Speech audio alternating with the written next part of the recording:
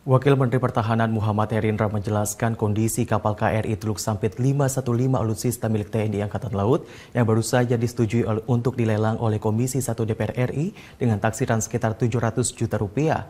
Menurut Herindra, kondisi KRI Teluk Sampit sudah tidak layak beroperasi karena rusak berat.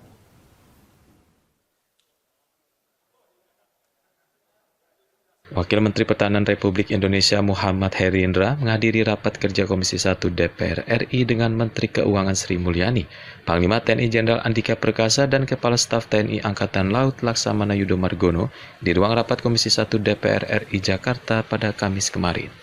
Rapat kerja tersebut menyetujui penjualan barang milik negara berupa kapal ex-KRI Teluk Sampit 515 pada Kementerian Pertahanan Republik Indonesia. Persetujuan penjualan barang milik negara harus dijalankan sesuai peraturan perundang-undangan yang berlaku. Wamenhan Muhammad Herindra menjelaskan, alasan penjualan 2 ex-KRI yaitu kapal ex-KRI Teluk Sampit 515 bahwa kondisi material ex-kapal perang Indonesia itu tidak layak guna karena banyaknya bagian keropos di kapal dan perpipaan. Kemudian di bagian permesinan, kelistrikan, peralatan navigasi komunikasi, dan instrumen di anjungan pun tidak bisa digunakan lagi. TNI AL sebagai pengguna aset itu mengajukan penghapusan ex-KRI Teluk Sampit 515 dari daftar barang milik negara.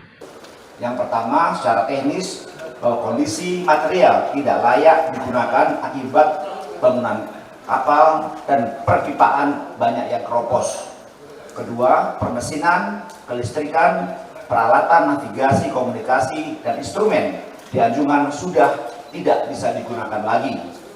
Ketiga, kondisi platform dan sewako tidak layak dipergunakan, serta keempat, tidak efisien untuk diperbaiki atau refurbishment.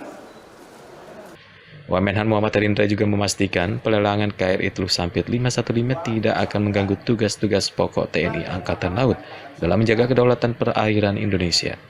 Sebelum KRI Teluk Sampit 515 dilelang, TNI AL juga sudah melelang 2 KRI yang disetujui oleh Komisi 1 DPR RI untuk dihapus dari daftar alutsista TNI AL, yakni KRI Teluk Mandar 514 dan KRI Teluk Penyu 513. Di terus itu, Ahmad Ferdiansyah, Garuda TV melaporkan dari Jakarta.